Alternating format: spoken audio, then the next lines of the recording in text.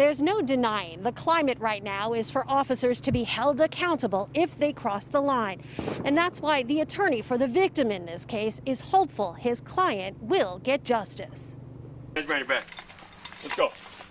Let's go, man. Hey. You think I am?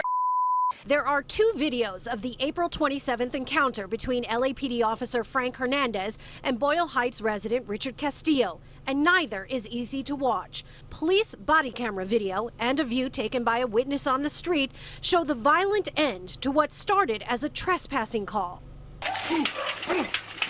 Right there, you need to back up. District Attorney Jackie Lacey says she saw enough in it to file a felony count of assault under the color of authority against the officer, a charge punishable by up to 3 years behind bars. And in this case, what you saw was the officer punching a man who wasn't resisting, who, appeared to have his hands behind his back or was covering his face at some point numerous times. And so that is a case of excessive force. Lacey says she was not swayed by the recent swell of public opinion focused on rooting out violent and racist police. But Richard Castillo's attorney says the charges were brought much more quickly than normal. And a lot of times it gets drawn out for many years.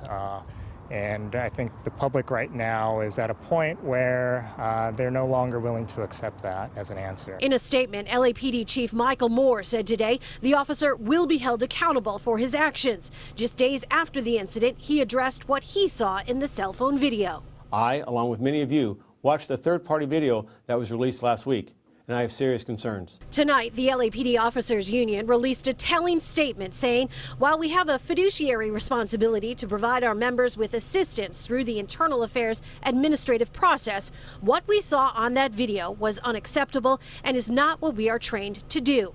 Castillo is suing the LAPD and the city. Tonight, his attorney said the charge against the officer will bolster that lawsuit, but he says the DA's case has important, wider implications.